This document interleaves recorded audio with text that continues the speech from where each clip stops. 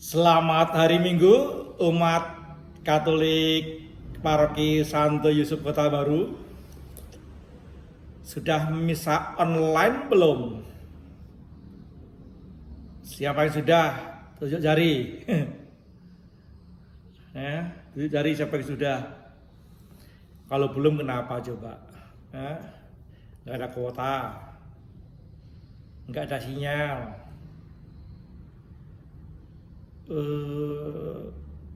Nggak ada HP, nggak ada laptop,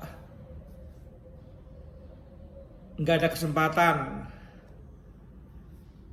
atau nggak ada kemauan. Nggak tahu sudah mana diantara yang paling masuk akal dari yang nggak ada tadi ya. Hari ini kita membaca kitab suci bersama. Hari Minggu Prapaskah yang ketiga. Pada dasarnya kitab suci bacaan pertama itu mengajak kita untuk melihat sebuah pentingnya peraturan bersama ya. Namanya peraturan bersama. Yang namanya peraturan bersama mestinya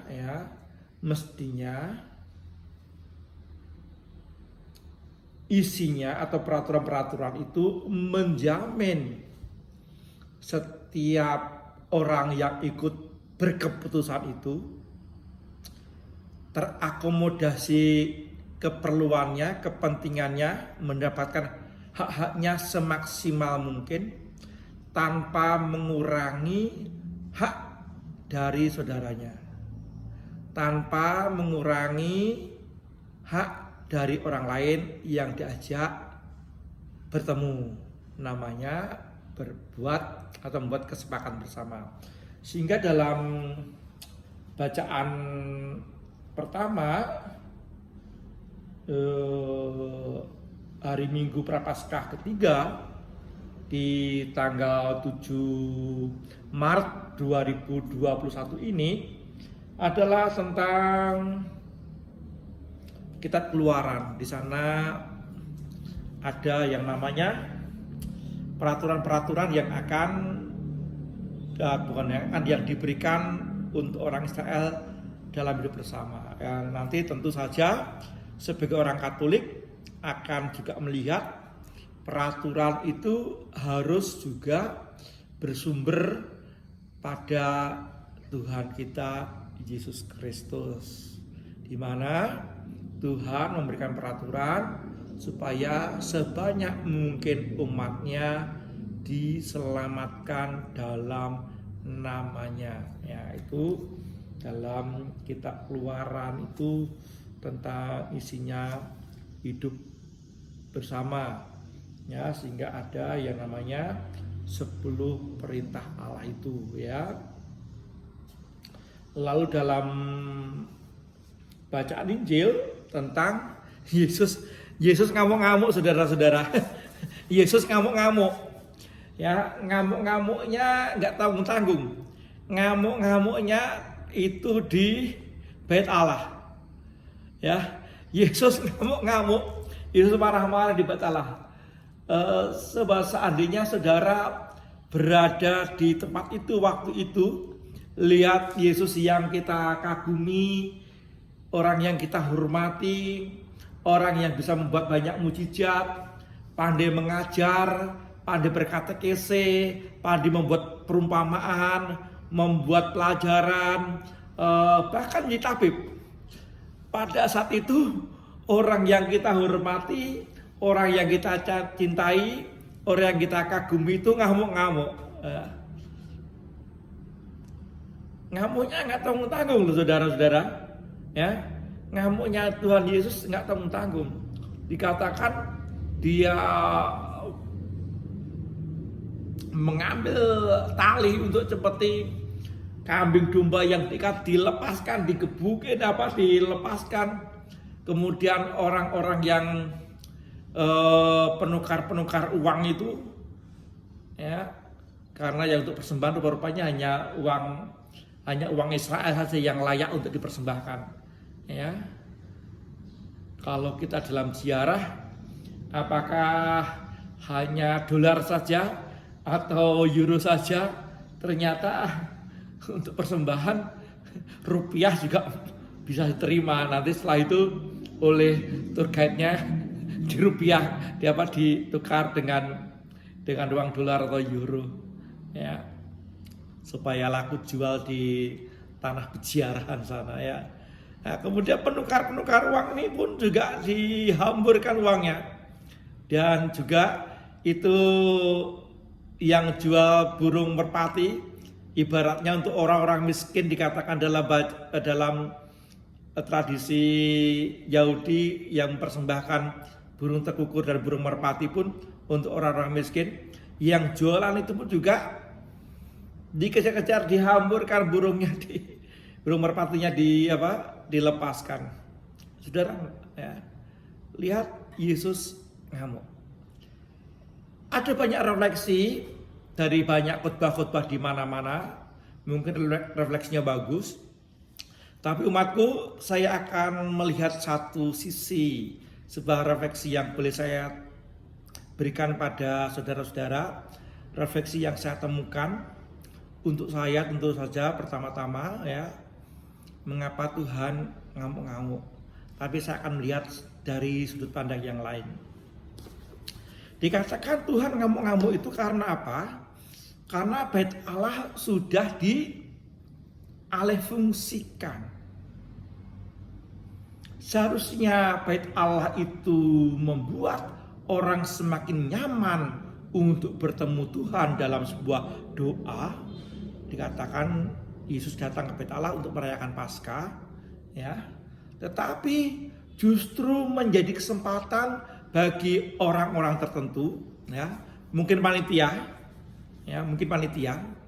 karena mungkin panitia mendapatkan fee dari yang penjual kambing, penukar uang, penjual domba, penjual burung merpati, mendapatkan berapa persen dari keuntungan, sehingga panitia atas nama bait Allah mendapatkan keuntungan.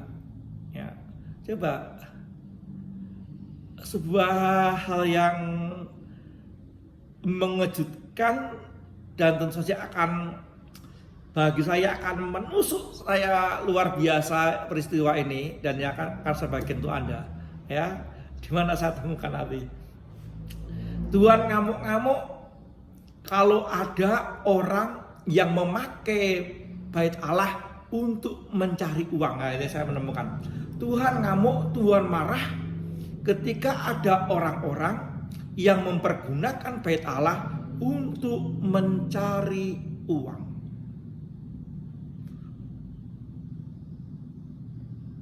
Mencari uang atau mencari keuntungan? Kalau mau dibuat lebih tajam lagi, Tuhan marah-marah, Tuhan ngamuk-ngamuk melihat banyak orang telah mempergunakan bait Allah untuk mencari keuntungan. Wah, ini tajam, ya. Ini kemudian bukan saja menembus pada siapapun, itu juga para imam seperti saya ini juga tegur. Jangan-jangan saya itu mempergunakan bait Allah, menggunakan gereja untuk mencari keuntungan. Ini refleksi saya, ya. Kalau ditanya, Romo, seandainya Romo itu dulu nggak masuk seminari jadi pastor, kira-kira sekarang Romo jadi apa? Bisakah sekarang punya mobil sebagus ini? Pakai mobil, ini mobil dikasih orang miliknya gereja, saya yang pakai saja dan hak merawat. Apakah Romo bisa memakai atau menggunakan fasilitas yang ada yang luar biasa, yang mungkin jauh lebih baik daripada umat kebanyakan? Nah, ini di sini, ya. Jangan-jangan saya telah mempergunakan gereja untuk mencari keuntungan. Ya, sekali lagi, ini sebuah refleksi bagi saya. Seandainya ini refleksi ini juga bisa mengena saudara, saya juga nggak tahu, ya, di mana letaknya. Apakah saudara juga pernah atau mengalami atau berpikir, tapi jangan menghakimi orang lain ya. Ya, sekali lagi jangan menghakimi orang lain. Oh, si A, si B itu mencari keuntungan dalam gereja. Jangan. Bertanya pada diri sendiri. Saya pun juga bertanya pada diri sendiri. Apakah saya telah menggunakan gereja untuk mencari keuntungan?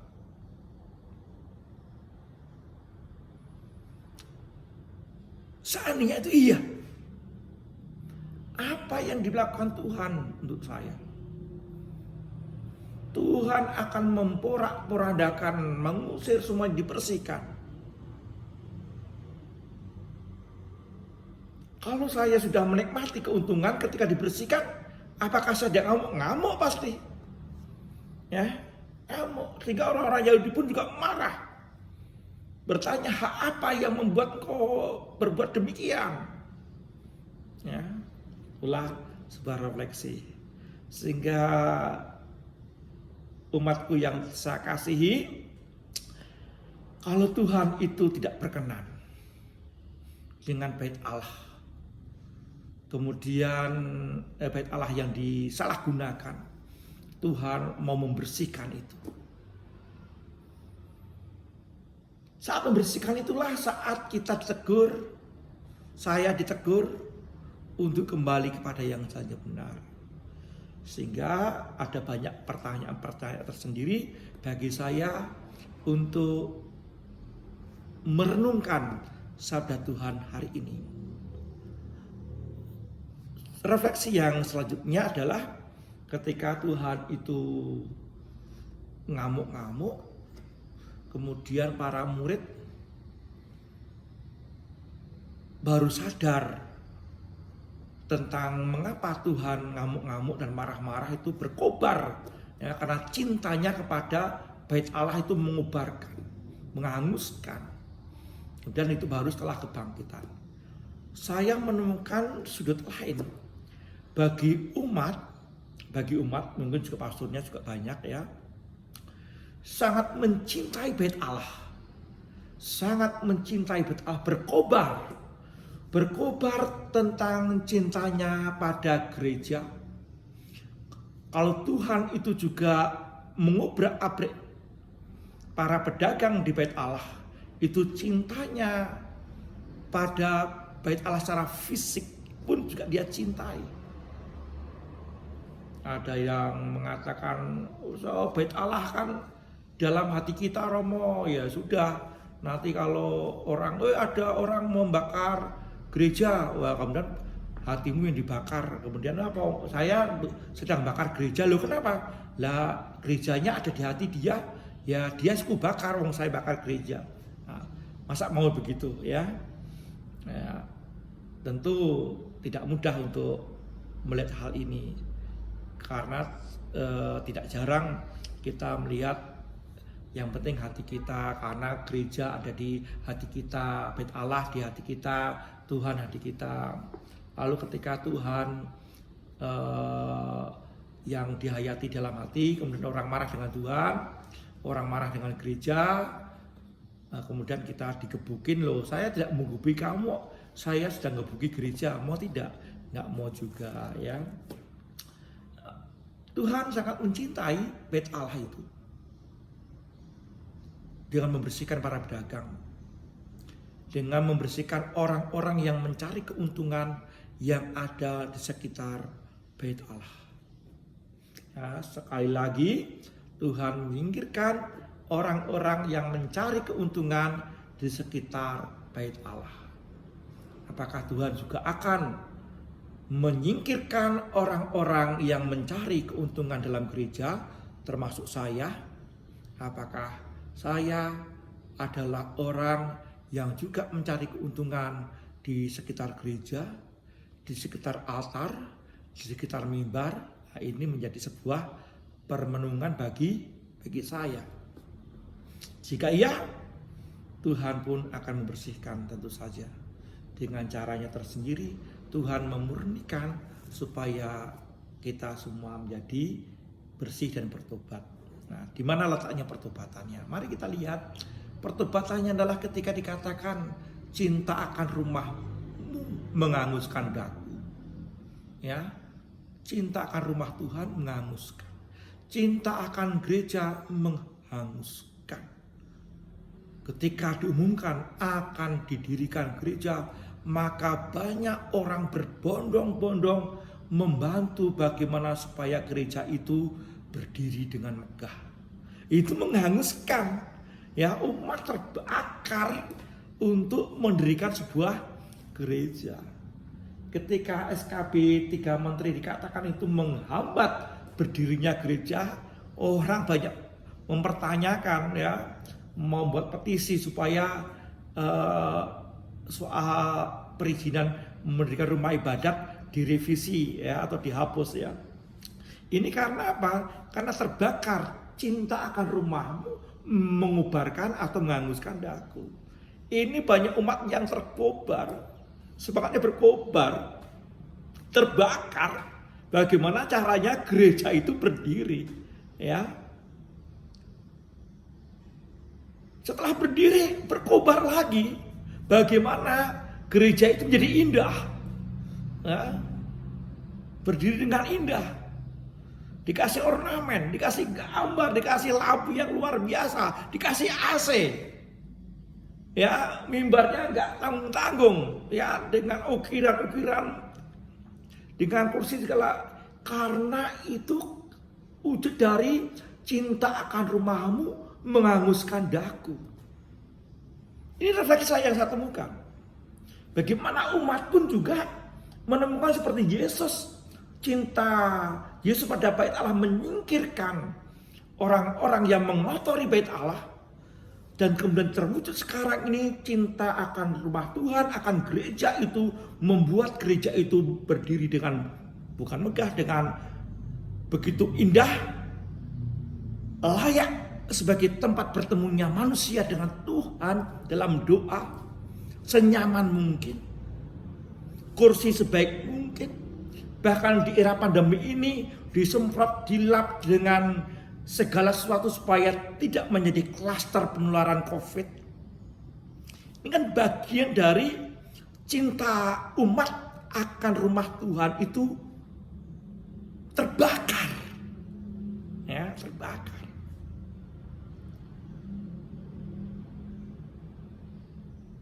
Ini kan sesuatu yang luar biasa kalau kita renungkan, ya. Belum nanti secara liturgi suaranya merdu diiringi dengan musik, dengan latihan yang luar biasa. Imamnya khotbahnya bagus, menyentuh umatnya khusus. Ini semua dilihat sebagai cinta umat kepada Tuhan, kepada rumah Tuhan itu berkobar, menghanguskan, mencari waktu untuk duduk bersama, untuk berdoa. Nah, sekarang memang gereja tutup. Sekarang apakah ketika gereja tutup itu umat juga masih mempunyai semangat yang berkobar menghanguskan cinta Tuhan dengan doa live streaming atau siaran tunda, entah televisi maupun di HP ataupun di mana saja medianya?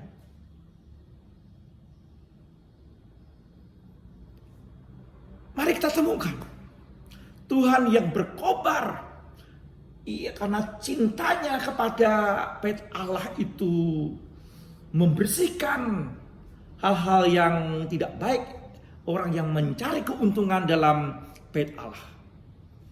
Tapi kita menemukan banyak orang mengeluarkan uangnya dari dompet,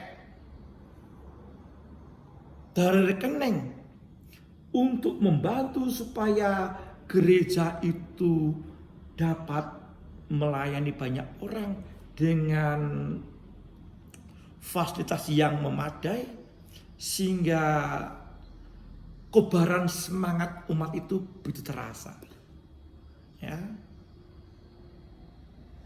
Ketika ada umat mempunyai sebuah komitmen, saya seminggu sekali mau menyapu gereja, walaupun sudah ada orang yang dibayar atau bukan, ada karyawan yang membantu gereja, mungkin mempunyai semangat karena cintanya pada Tuhan. mengobarkan, membersihkan sarang laba-laba di sudut-sudut gereja, mengepel lantai, membersihkan hal-hal yang kotor dalam gereja. Itu bagian dari sebuah cinta pada gereja mengubarkan kita. Nah, ini luar biasa loh umat, ya. Ada sebagai bentuk pertobatan di mana Tuhan menyingkirkan orang-orang yang mencari keuntungan dalam sektor bait Allah. Sekarang kita menemukan banyak umat yang berkobar, yang terhanguskan, ya, yang membara untuk mencintai gereja dalam bentuk banyak hal. Bahkan saya merasakan, melihat, mengerti banyak orang tidak peduli itu paroki mana, tidak peduli dari uskupan mana, di mana terdengar ada gereja yang sedang dibangun dengan murah hati, mengucurkan dana ₹1, ₹2 sampai ₹1 miliar, ₹2 miliar untuk membantu itu. Ya. Jangan dibalik, ya, jangan dibalik. Begitu saya ngomong begini, kalau begitu saya mengharapkan ₹1, ₹2 dari gereja. Kebalik, itu bisa disingkirkan oleh Tuhan tadi, ya, dibersihkan oleh Tuhan. Tapi terkobarkan dari ₹1, ₹2 sampai 1, 2, 3 miliar untuk membantu gereja sampai saat ini.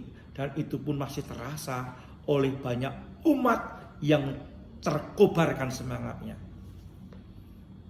Ya. Mudah-mudahan kalau Tuhan memberkati, ada banyak hal yang bisa kita lakukan sebagai bentuk cinta kita pada Tuhan, sebagai bentuk cinta yang berkobar, yang menghanguskan kita.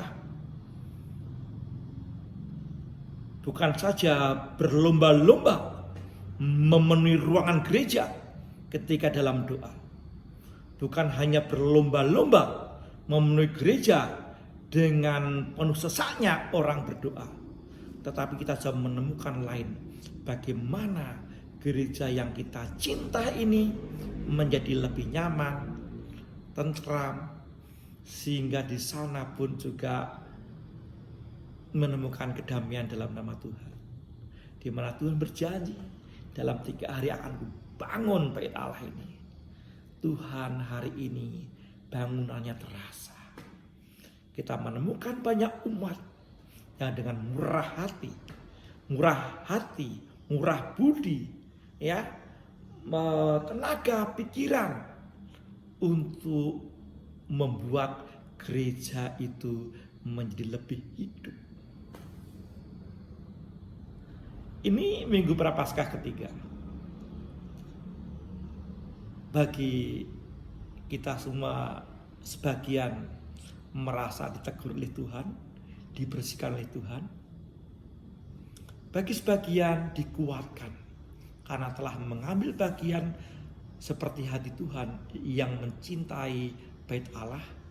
Seperti Tuhan, kita semua mencintai gedung gereja, sehingga kita pun bersama-sama membuat dunia lebih baik. Umat, selamat berhari Minggu, hari Paskah ketiga. Semoga saya dan saudara dalam keadaan baik, sehat. Bagi yang sedang sakit, umatku yang saya kasihi, tetap semangat ya.